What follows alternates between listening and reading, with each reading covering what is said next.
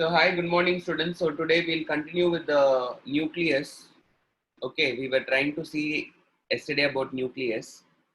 Yesterday we tried to see about the various parts of nucleus. Okay, so today's class mostly I'll be talking about that chromatin reticulum, chromatin network, chromosomes. So this is what I'm going to be talking to you about. Okay, so first what we need to understand is what is there inside the nucleus. So it is basically DNA.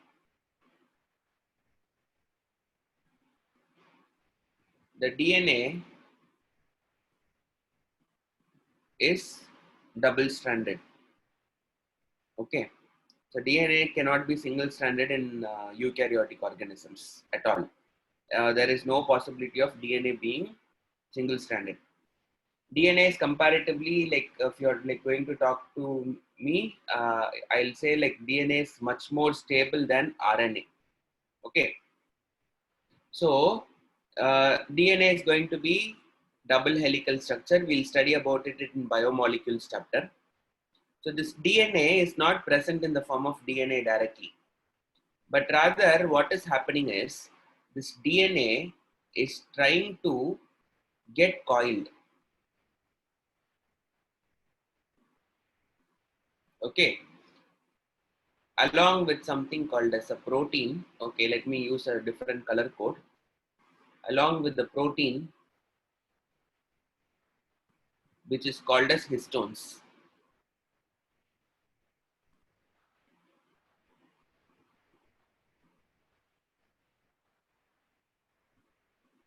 Okay, there is a protein which is called as histone. This histone is made up of 8 components. So I'm just drawing it as one circle, but if you're going to zoom this one circle and then if you're going to see, you will see it is an octamer.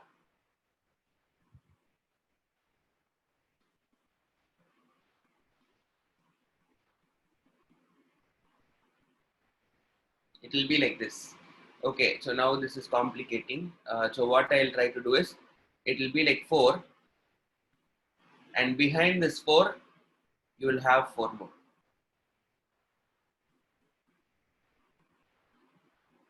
The ones which are there in the back, I'm trying to draw it as blue color. Okay, so basically if you're going to see it as an octamer, here you are able to see something there. We call this as a H2A.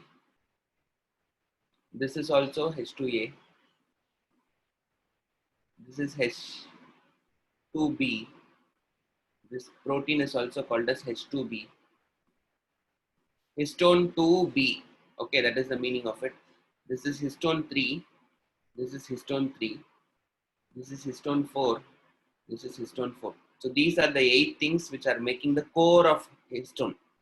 Okay, so now what is happening is like this is how your histone protein will look like. It is made up of 8 subunits. These 8 subunits make histone core. Okay, so now what is happening is like in this thing your DNA is like kind of coiled.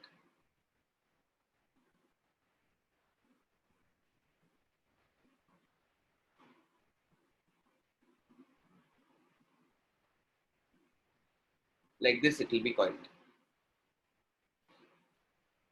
So ultimately what are you seeing here? You are seeing here almost like the DNA is getting coiled on the histone proteins. Okay, so this one we call it as a bead on string structure.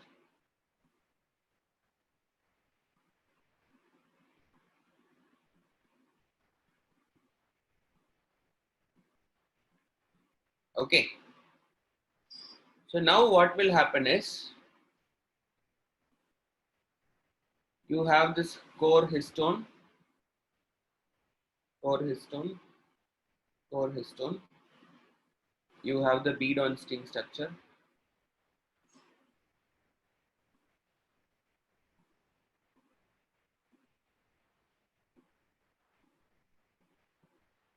like this it will be there. So now there is one more protein which is called as histone H1 protein that is going to link these two things.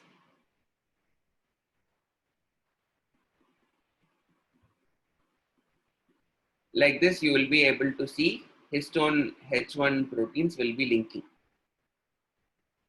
Okay, so after this bead on string structure, this is going to be complicated further. So what is the objective here? The DNA is getting packed. Okay, you have like lots of information in the DNA. Each human DNA, if you're going to see, if you're going to take a chromosome structure, the chromosome structure will have one chromosome if you're going to just unwrap it. Okay, and if you're going to like kind of like unwind one chromosome, it is easily going to be like what? It is easily going to be 2-meter length. One chromosome's DNA content will be 2-meter length. What is the meaning of 2-meter? 2-meter means 200 centimeter. Imagine that much it is packed into a small cell which is not at all seen visible in the eyes. Okay, so which means the coiling should have been much more complex. So that is what is happening here. You imagine DNA like a thread, okay, which is like kind of unwrapped and then like you are going to coil it. If I'm going to give you, if I'm asking you to pack that particular thread, what you will try to do? You will try to take a paper ball, on top of that paper ball, you'll start to wrap it up. Okay, that paper ball is nothing but your histone. Are we able to understand?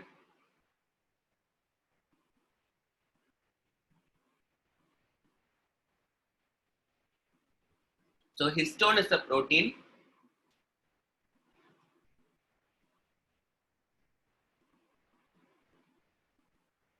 that helps in DNA coiling.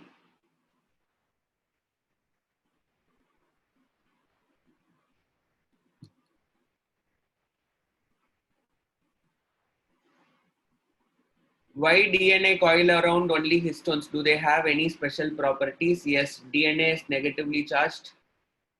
Histone is positively charged. DNA is acidic.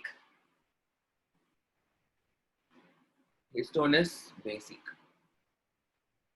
So naturally opposites attract. So the DNA and histones have like kind of what? Opposite properties which will try to make it attractive. Okay, so let me show you the picture. I will not be able to draw the diagrams henceforth, as in like that part of the diagram.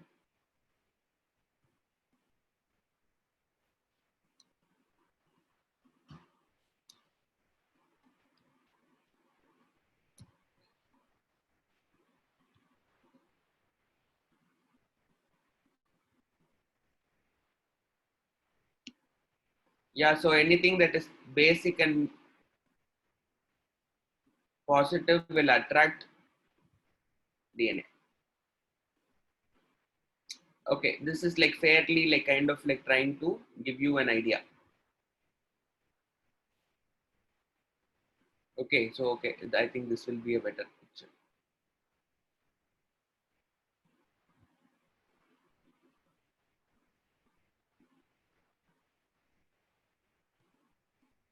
So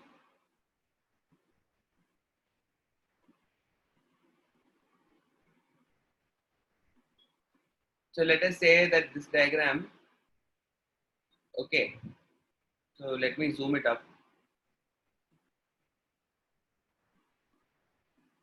This will you will study in next year, as in like in 12th standard, you will study about the packaging of DNA.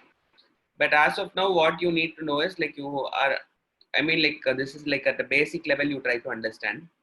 So this is the size of the DNA, 2 nanometer is the basic thing.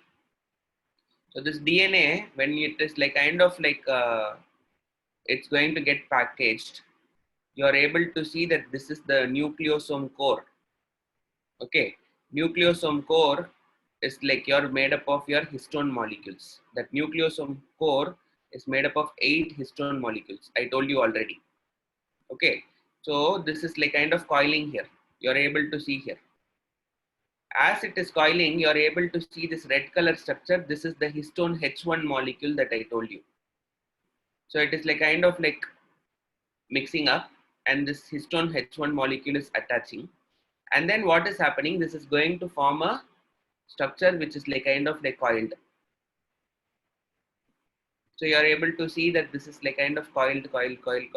So this is like kind of like a called as a chromatosome structure. The first structure is this one is called as a bead-on sting structure is called as a nucleosome structure. What is this nucleosome structure? One histone with some kind of DNA. This is called as a nucleosome. Along with the H1 protein, if you are going to take this kind of structure is called as what?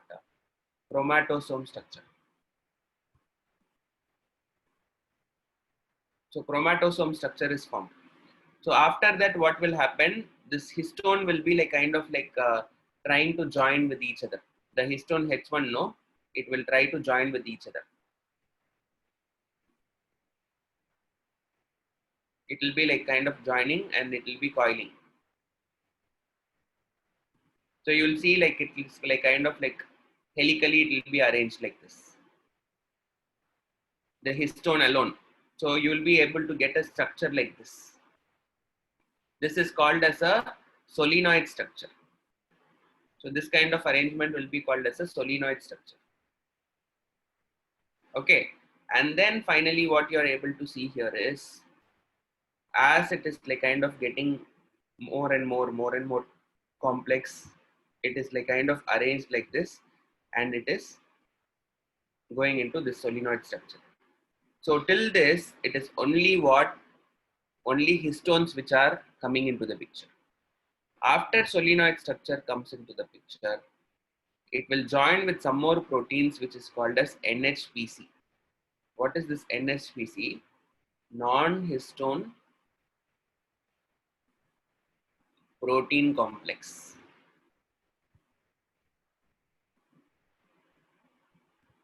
What is the meaning of it? It is not histone, but some other protein, which is a complex.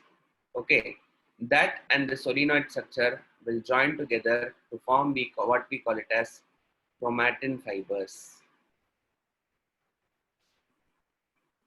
So let me give you a small snapshot. First, you have the DNA structure. From here, histones are coming inside. Histone core is going to come inside. It will form a structure which we call it as nucleosome. And then along with nucleosome, what is going to come? Histone H1 is going to come inside. It is getting attached. We call this structure as what? Chromatosome. Again, condensation happens. It will give rise to what we call it as solenoid structure. So along with solenoid structure, what is going to come inside? NHPC, non-histone protein complex is going to come inside. At that case, what is going to happen? You are getting what we call it as chromatin fibers. This chromatin fibers further condense to form chromosome. Are you guys able to understand? So this is how your chromosome is like kind of packaged. Okay. So DNA, from DNA with lots of packaging processes, what is ultimately is happening is the DNA is like kind of a chromosome is kind of obtained. So if you are able to see in this diagram, you will be able to get it. So these are the different levels of organization. So first is the DNA.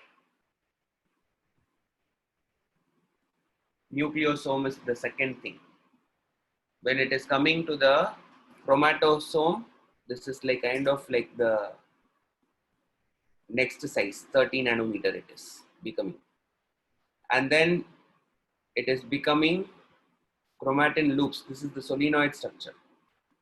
Okay, when you're talking about the solenoid structure, it is like kind of packed up. It is forming chromatin loops which are of 300 nanometers. Then you have this next one where you have 700 nanometer size. We call this as chromatin fibers. And then finally you have your chromosome. So these are the various levels of organization.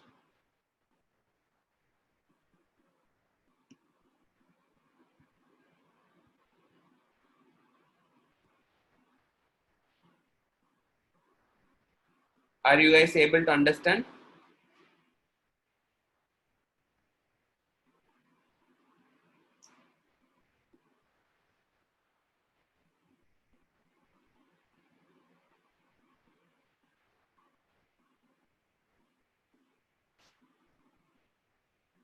NADPH and all is not related to this thing.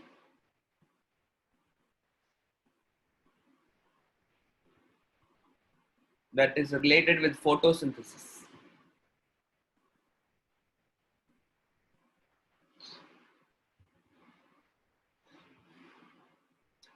Listen here, someone is asking me, sir, can you just explain about NHPC once again? Okay, so please understand there are two proteins, two types of proteins which are involved in DNA packaging. Okay, so there are two types of proteins.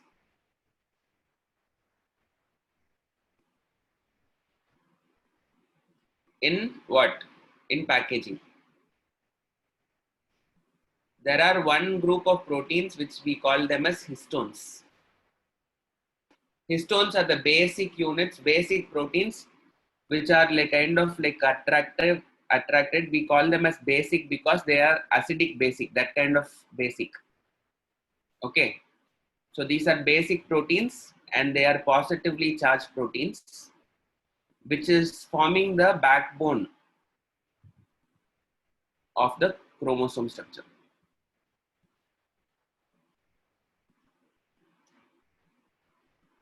Okay, this is histones first of all. This is one group of protein. So after some amount of basic packaging is done, some advanced level packaging is required for further processing and tightening it up. So the second group is what we call it as non-histone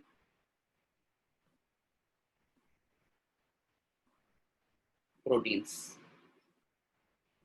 We don't have any special name for this thing. We just call them as non-histone because it is not histone. That's all. Okay, this is what we call it as what? NHPC. What is the meaning of C here? Non-histone protein complex.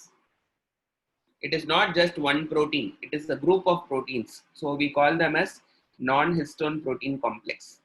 So all these things are going to be used in advanced packaging.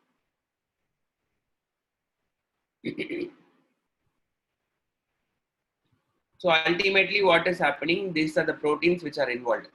Okay, so the first level of organization is done by histone. Histone has two units. One is the core and the other one is your H1. In the core there are 8 units, whereas this H1 is just 1 unit. Okay, so you can call these proteins together as nucleoproteins. You can call these proteins as what? You can call them as nucleoproteins in case if you want to. Okay, so nucleoproteins are proteins present in the nucleus. There are two different varieties of proteins. One is what we call it as histones and the other one is called as a non-histone proteins.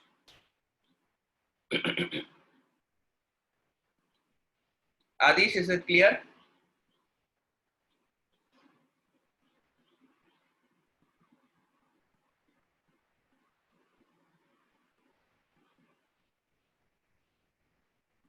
Okay, so this is how your chromosome is getting packed.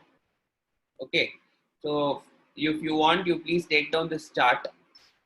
This is how your protein is getting packed. I mean, like DNA is getting packed.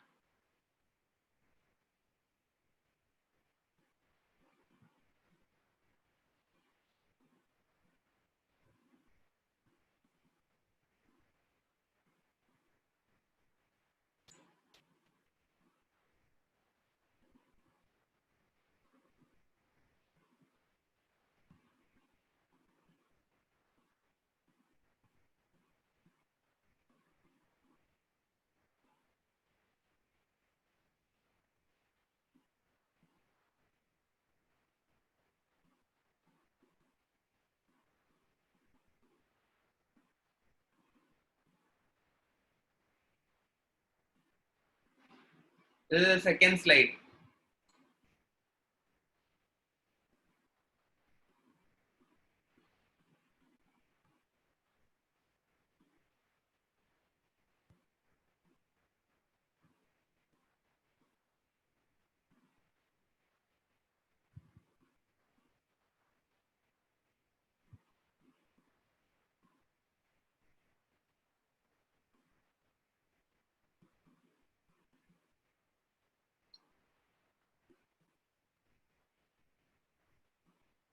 Okay, so please understand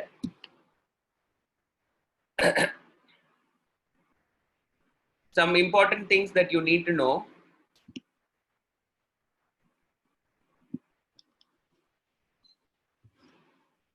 So DNA plus histones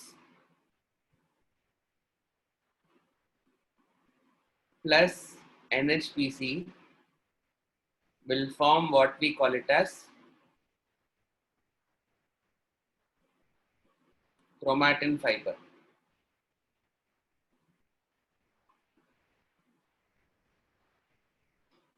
Okay, in a normal condition, it is only going to be DNA and histones which will be there.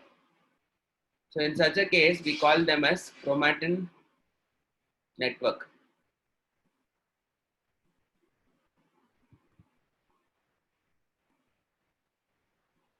Okay, condensed chromatin fibers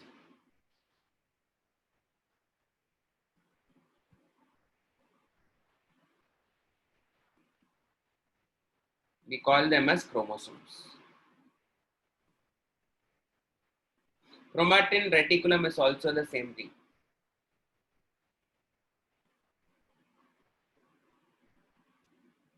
Okay, what is the thing that you need to understand is that an actively functioning cell, if a cell is normal and it is actively functioning, you cannot see chromatin fibers, you cannot see chromosomes, you can really not see all those things because it is all like present as a network or a reticulum.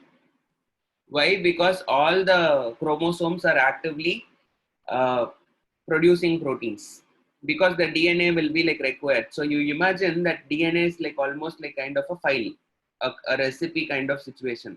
Okay, so I have given you this particular example where you are a hotelier with 1,000 recipes information. So imagine that you're like kind of functioning properly and your hotel is like kind of like open and customers are actively coming and asking you menus, and then like you're like kind of like constantly producing food and you're giving them. Will you have all these things packed up or will you have it like kind of open and then like using it?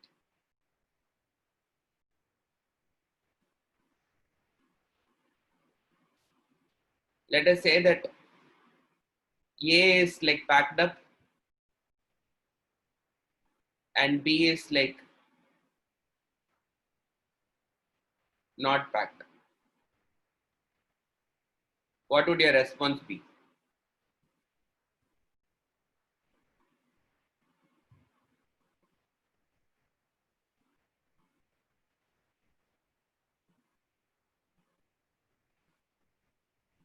Packed. Who is saying packed? Everyone is saying B, only one fellow is saying packed. Yeah, unpacked so that it is easy to use. You're getting it.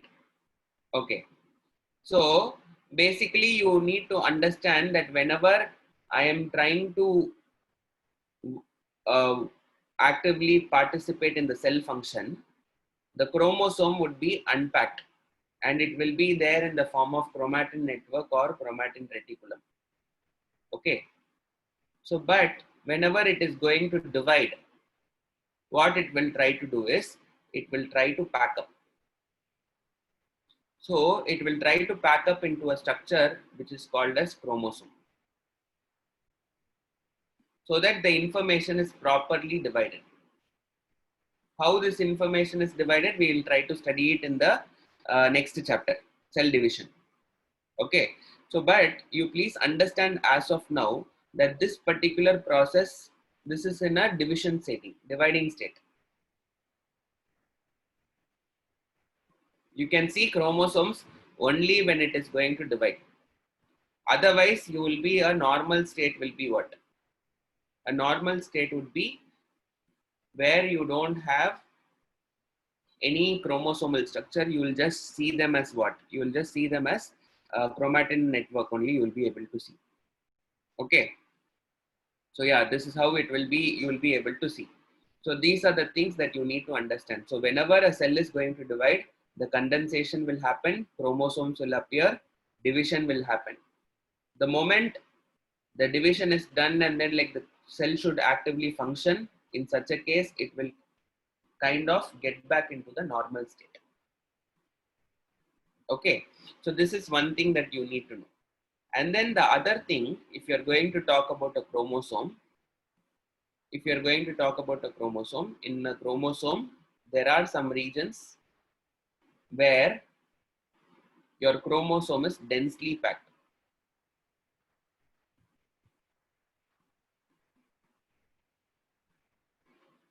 Okay, so and there are some regions where it is lightly packed. So let us say that this white color is indicating densely packed area.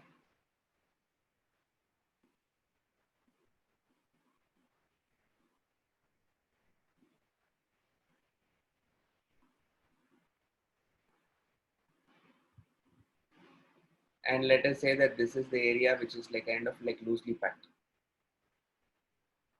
Okay, so there are some areas where it is densely packed and there are some areas which is loosely packed. The densely packed areas are called as heterochromatin,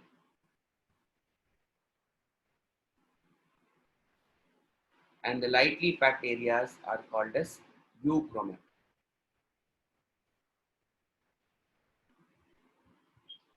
So what is the meaning of it? Whenever these chromosomal fibers are present together tightly packed, we call them as what? Euchromatin. Okay.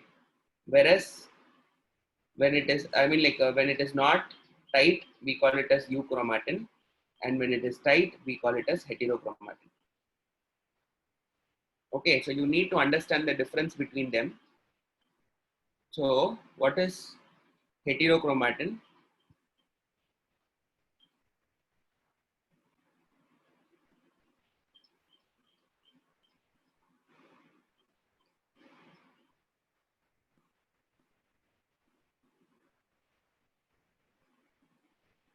They are tightly coiled.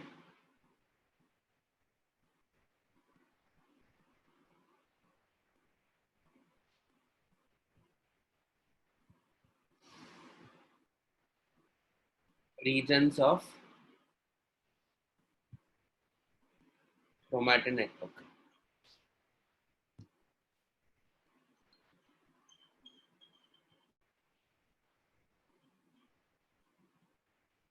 They get stained easily, because if you are visualizing all these chromosomes, no, you have to stain it and only you can see it. So which means these areas will get stained very easily. They are genetically inert.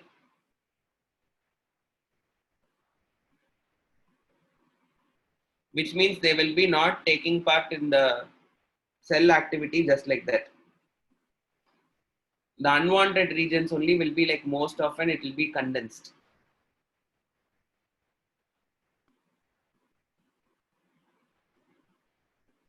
Okay, these are the properties of heterochromatin. You have euchromatin is the other side.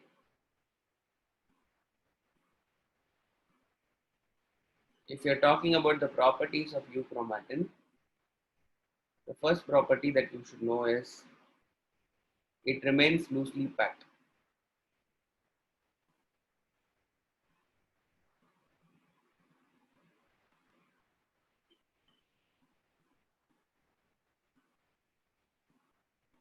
They stain lightly.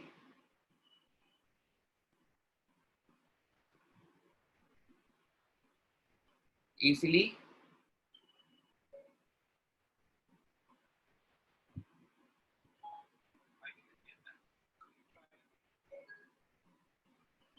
Okay. And then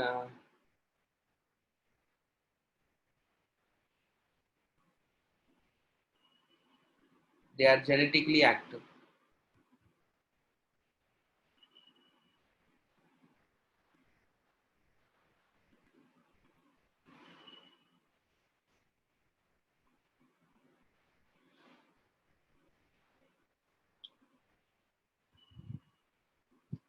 Okay, so basically the basic difference is that whenever it is packed, no, whenever you are there in a normal state, some regions will be having these chromosomes, chromatin fibers are loosely packed, and some regions are like sort of tightly packed. Okay, so basically this tightly packed zone is your heterochromatin,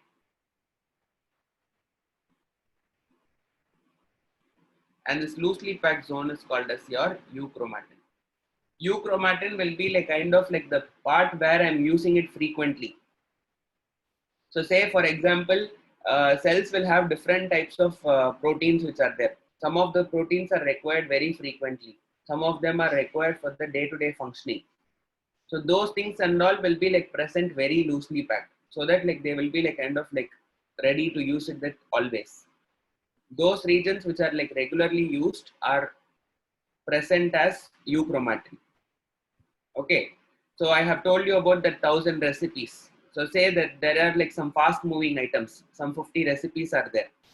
Those 50 recipes I'll see to that they are like always available and they are like kind of like separately kept. Whereas there are like 5 to 10 menus which are like kind of not used at all. I'll try to club them together and I'll try to put it in a file again. Okay, so basically what I'm trying to tell you is the part of the DNA which is used frequently will be loosely packed and they will be genetically active because they are like always used. Okay, and since they are loose, they will be staining what? Light. But on the contrary, there are parts of DNA or chromatin fibers that are used less. Okay, so those parts are kept tightly packed and then they are like kind of genetically inert, and since they are like kind of together always, you can easily stain them. Okay, so that is the thing. So I just give you a example. You want to splash some colors.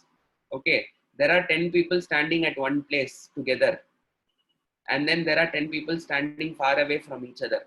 Where will you be able to reach out color to maximum people, together or far away?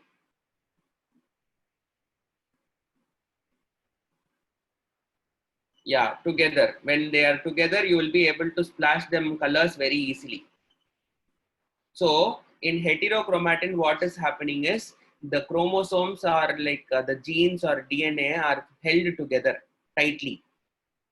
So naturally, what will happen is you will be able to stain them easily. Whereas here the chromatin is like kind of like not tightly packed; it is loosely packed. When it is loosely packed, means they are far away from each other, which means they will stain lightly. Okay, and someone is asking what is genetically inert. Okay, what is the meaning of genetically inert? Means like it is not functioning properly or like it is not functioning at all. So the regions which are there in the heterochromatin, will not be actively participating in what? In protein synthesis. Not actively participating in protein synthesis.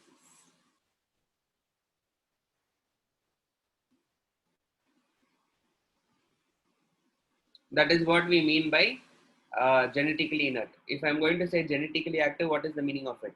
It is actively participating in what?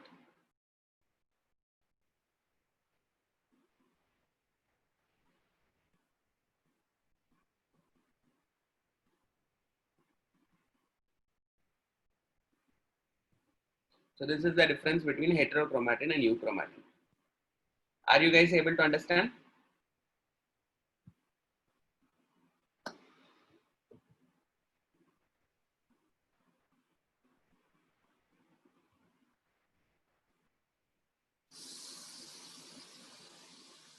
Okay, so Vidushan is asking, sir, what is the role of heterochromatin? Only getting stained. Abdin Kekra. So listen here, you have lots of information in the DNA. Okay. Some of them will be like kind of like what? Unwanted information. What unwanted information? Basically, some of the information will have our history, evolutionary history. So if you have 23 chromosomes, we use only 2% of the chromosomes regularly. Okay. But there are some information which would have been used when you were born. But there are some information which you have history in it basically. What history in it? Basically, it was showing something related how the organism has evolved. So the chromosomes that we have is accumulated over generation and generation. Okay, right from the primate stage, right from the monkey state till today, what we have been like having this information is getting transferred. So some of them are having information about the older history. Okay, so those parts which are there, you might not use it. Whatever you use today is like kind of like very less. Okay, so those are the regions which are packed up as heterochromatin. So the information that you don't use on a day-to-day basis, but you might have used sometime at some point of your time. Maybe it was there during your childbirth, you might have used. When the heart was developing, you might have used. Today, heart is like developed properly for you. So now you don't require those things to be, those information, no. Or let us say that the internal organ development, your internal organs will not develop after over some particular age. Your growth, when there are some information which is required, which you might not use it after a particular point of time. So those are the things which are present as heterochromatin.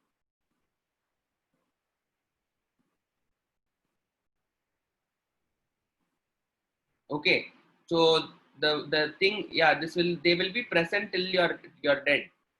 So anyways, it is going to be there. The information is going to be there because those information have to go to your offspring also in case if they have to go.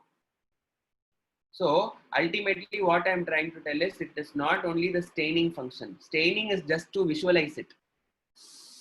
What I'm trying to tell is if you want to see it in a particular cell, heterochromatin, you will see it easily because they are tightly packed and they will be staining easily. Whereas euchromatin, you will find it difficult to watch it under a microscope because they stain lightly.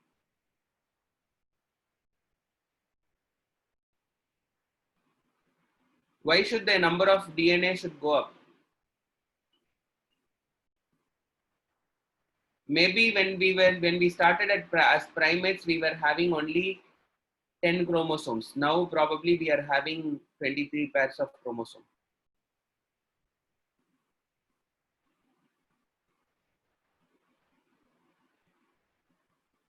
Whatever we have today is like kind of 23 pairs of chromosomes. Okay, are you guys understanding? So let us move to the last part of the lesson, which is like the structure of the chromosome.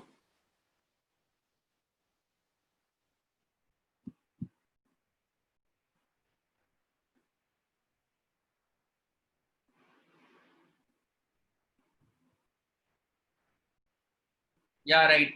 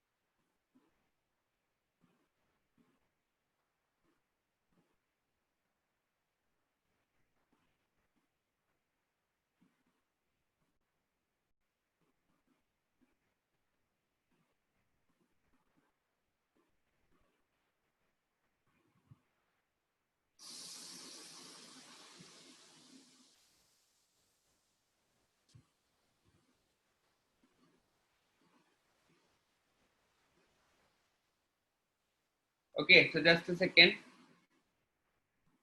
You take this thing down.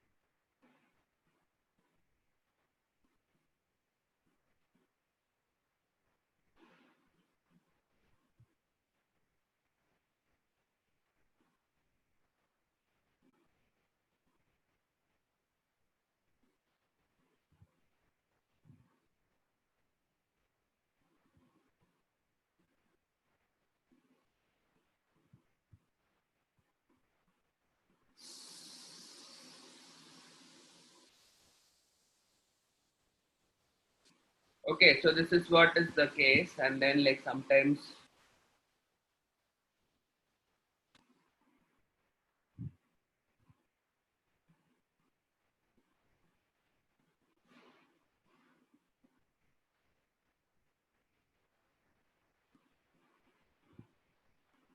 if you're talking about a chromosome will be packed up like this.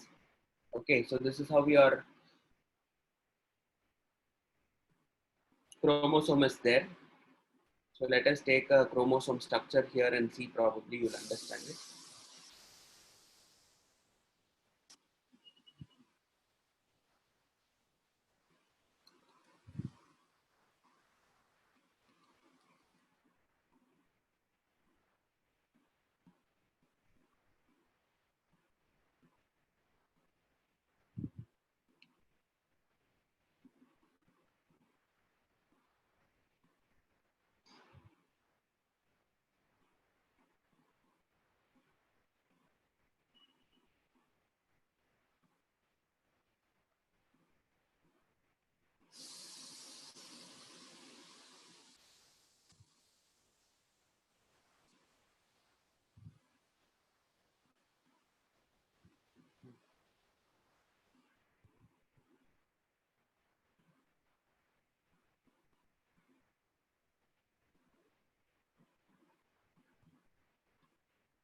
Okay, so please see here.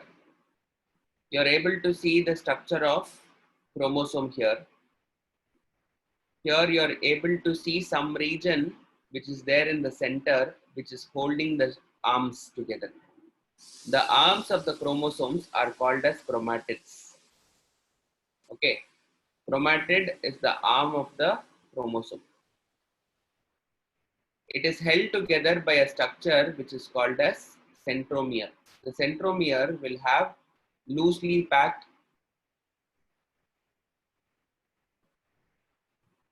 chromosome. Okay, so near the centromere, you will see some structure which is called as kinetochore, a disc-shaped structure called as kinetochore.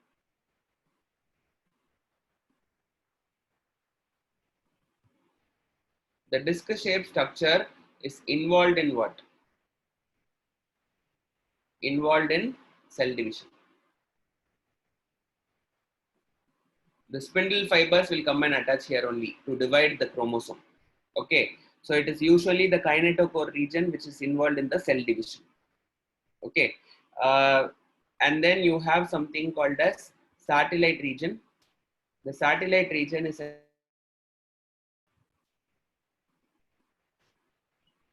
that is used less.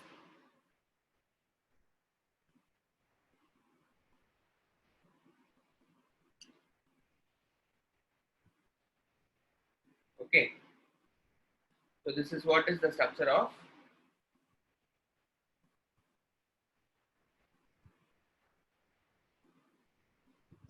this satellite region is also called as telomere.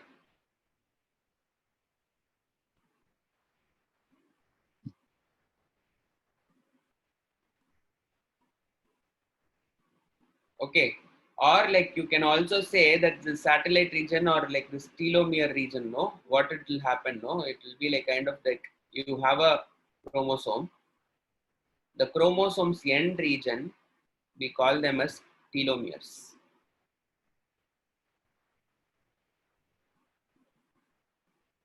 What is the role of these telomeres? These telomeres will have a repetitive sequence.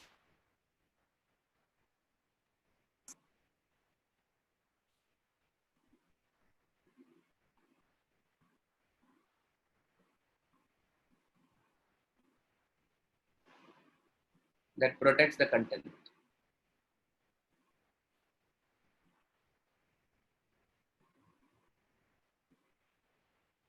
So say for example, you have this telomeres, no, like whenever telomere is there, like it will see to that the information is protected. It is like kind of a cap. So if something is going to damage, only this end part will be like lost, which is unimportant. Okay, so there can be damages which can happen. So this telomere region is ensuring that the main content is not getting damaged very easily. So the main part will be the one which is there in the yellow region. Okay, so the telomeres are regions which are extensions which are found usually in the end that will be helping to protect the content. So quickly, let me summarize whatever we have seen here. So you are able to see that this is the chromosome structure. In the center of the chromosome, you have the region which is called a centromere. Centromere is loosely packed chromosome, which is holding the two arms together. Each of the arm is called as chromatid. Okay. In the extension outside, you have a small extension which we call it as a satellite. In some things, it will be available as a satellite region like this. In certain other cases, it will be like normally present as a continuation. If it is normally present as a continuation, we call them as a telomere. What is this telomere? Telomere is a region which is having unwanted information, repetitive unwanted information that will protect the content. So it is like kind of a packaging thing. So you are packing something, you're getting something from Amazon or Flipkart. It is being packed with something so that like your main good is not what is happening, damaged. So it is like kind of a packing material which will protect it. That's all. Okay. So depending on the position of this centromere, you have four types of chromosomes. The first one is metacentric. Okay. What is meta? The word meta means middle. So you have two arms like this. This centromere is located in the middle.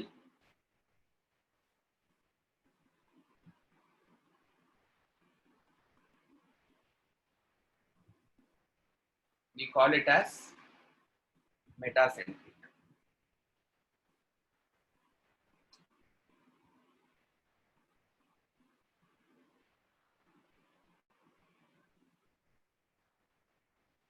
If suppose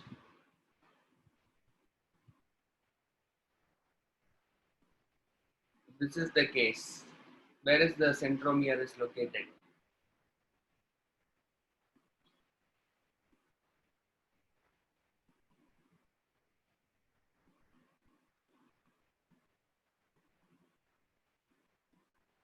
middle or slightly away from the middle.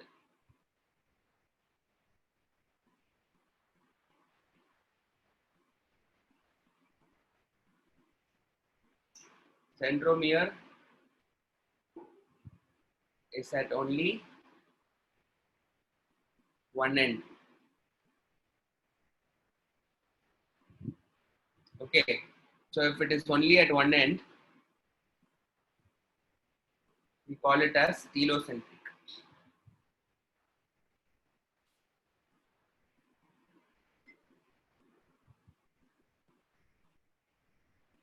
This is also called as terminal centromere.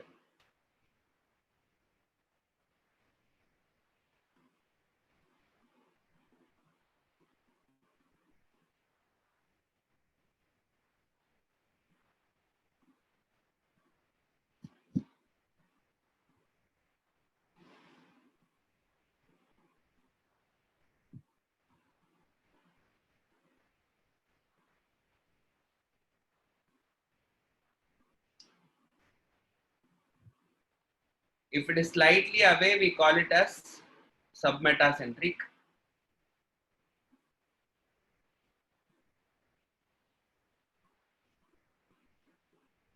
And then you have your third type,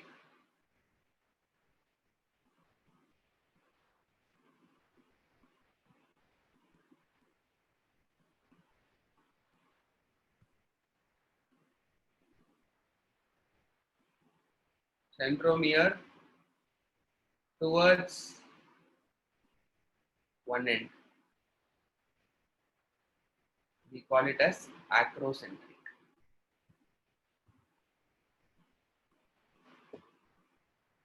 Okay, so you have like, you can put it as four types or three types. Your CBSE textbook will not include the submetacentric as a type.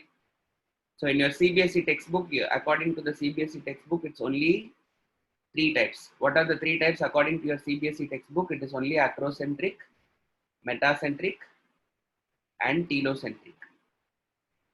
Okay, but generally outside the CBSE textbook, it is four types. When it is exactly in the middle, we call them as metacentric. When it is slightly away from the middle, we call it as submetacentric. Okay, so if you're seeing the CBSE textbook, the definitions will be like slightly different. What is the CBSE textbook is trying to tell is, the CBSE textbook will say, okay, I think I have made some mistake. CBSE textbook is saying the same thing. The metacentric chromosome has a middle centromere having two equal arms. Submetacentric has centromere slightly away from the middle. Yeah, so this is submetacentric.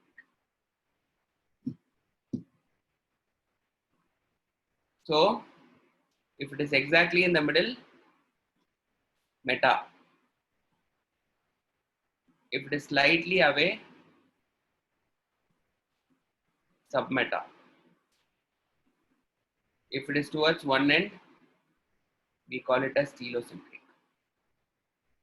When it is slightly towards one side, we call it as acrocentric.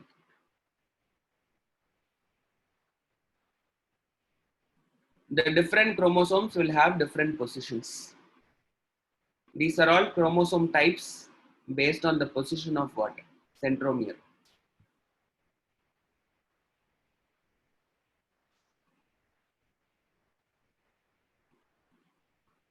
Okay. So with this thing, we are completing this chapter, the cell. Okay. So the chromosome structure is like over.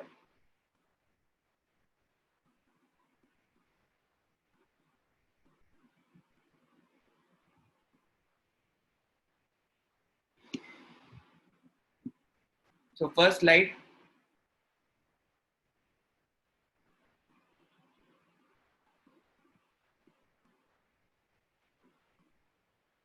Second slide.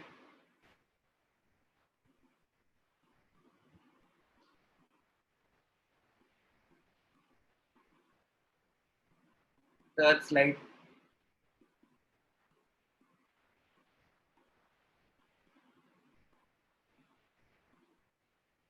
Fourth slide.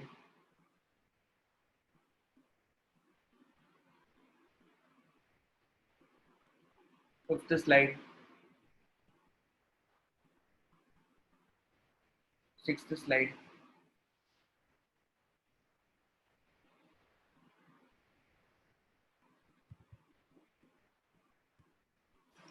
Seventh slide.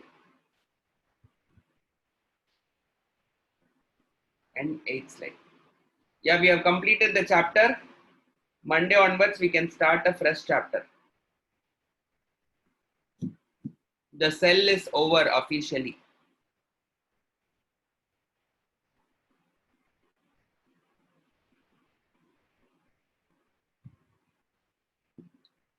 Fourth slide, someone is asking.